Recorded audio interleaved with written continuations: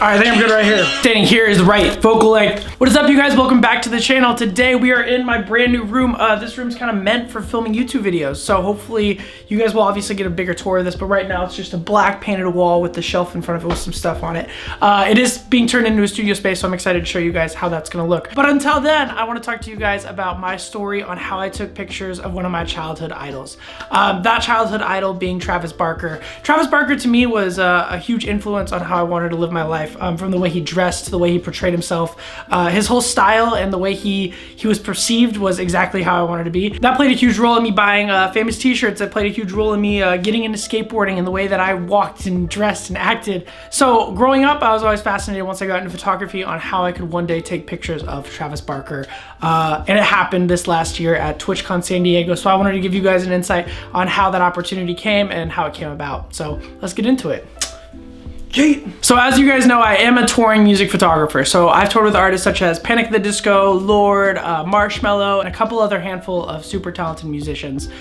With that being said, I've gained a little bit of a social media following, especially on Instagram. So me being able to actually slide into the DMs of Travis Barker in order to try to make a photo shoot happen was kind of a possibility. So that's kind of where this DM conversation started. Travis posted something to his Instagram story. I can't remember exactly what it was. So I responded with, "This is incredible, dude. Would love to shoot with you one day."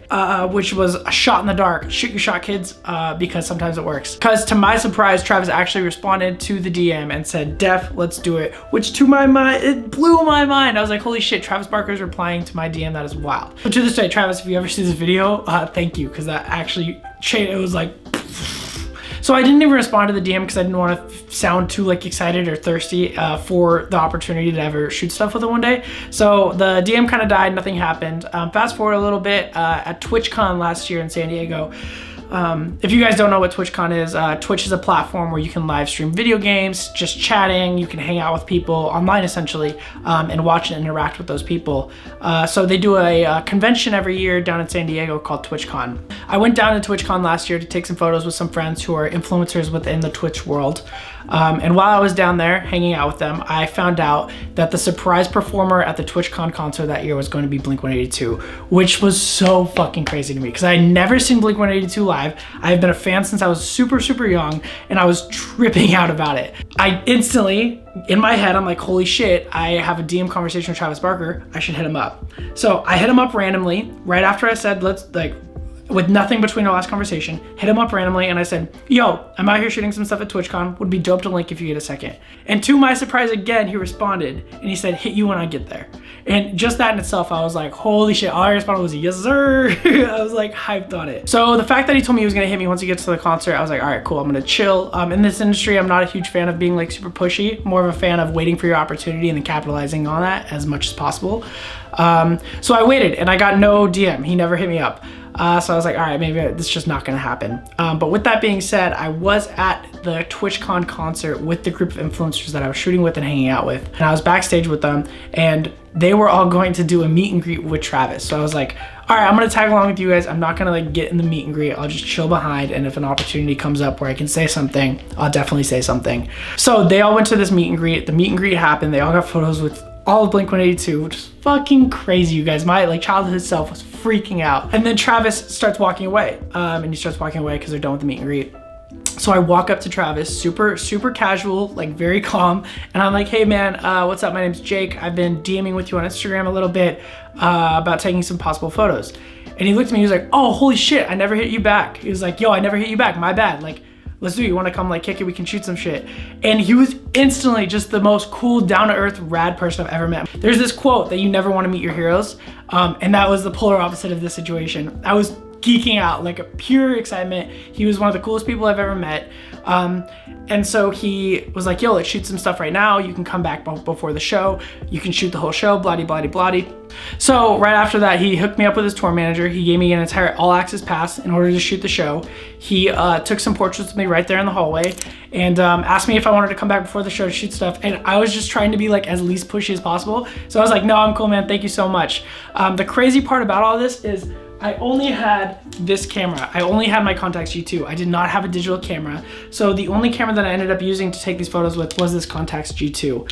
I shot it on Portra 400 and with this flash in the hallway. And then I continued to shoot the rest of the show on Portra 400. And these images are very special to me. They're probably more special to me than people seeing them actually think. Like looking at the photos, you're like, oh tight, that's a photo of Travis. But to me, the story behind it and the concept of just shooting your shot and hoping that it'll work out and then navigating the route to make it happen without being pushy or making it forced is I think something to learn and a testament to that in itself. Let's go through some of these photos because I want to talk about them and I want to talk about like my thoughts when I was shooting them a little bit, and then just to show you guys the photos from the show. So these first photos that I'm showing you guys are from right after I approached him about shooting some portraits and that we had been DMing back and forth. He was like, yo, let's do it. Where do you want to do it? And I looked around and I was like, yo, this hallway's cool. This wall's cool. Let's just do it right here. When thinking about this, I was really going for a more BTS, just like chilling backstage type vibe, when in reality it was me taking photos of him, like, please let me take photos of you. But I think they turned out really good. I mean, I do like the colors. Because I shot it on film, I was very stubborn about the fact that I wanted to develop them as well. So all these photos were developed at home and shot on Portra 400. So that in itself was very exciting to me. He kind of was like, yo, what do you want me to do? I was like, I don't know. Give me the like classic Travis Barker double finger, like just like for the hell of it. These next photos are actually photos from the show. So there's a couple that are out of focus that I thought were really rad. Some wide ones where I went back into the crowd. It's actually crazy to me how good these photos came out because I did shoot it on Portra 400 during the show in a low light concert. So very excited about how this camera performed. If you guys are looking for a 35mm camera and you are looking to spend a little bit more money, Contax G2 or Contax T2 are kind of where it's at. They're insane. They're one of the best cameras I've ever used in my life. But right now I'm just gonna put up some of the photos, let you guys go through them, let me know what you think. I hope you like them.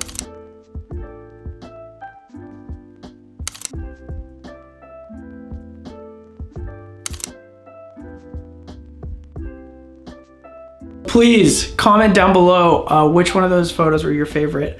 Like I said, Travis Barker was one of the most genuine people off the bat that I've ever met in my life, and that is something that is very rare in the music industry, especially for someone who's been around for so long. If you guys can't tell, I'm just very excited still talking about this. Like the fact that that ever happened to me is amazing, and it's more of a testament to shooting your shot and really chasing what like your dreams and what you want to happen, because you can make it happen. Also, I want to appreciate you guys for being so fucking rad to the channel. We have gained 4,000 subs and we are on our way to 5,000, which is very exciting. Please, if you haven't already, like, comment, subscribe. I make videos about photography. I make videos about vlogs, about my life and travels. So yeah, please like, comment, subscribe. Thank you for hanging out. If you guys have any questions, I would love to answer them down below. So yeah, to end this off, thank you, Travis Barker, for being so fucking rad and amazing, and letting me take portraits of you. Quite the experience, and I'm very stoked on it. And thank you guys for hanging out and watching the video. I hope you enjoyed it. Talk to you soon. Later.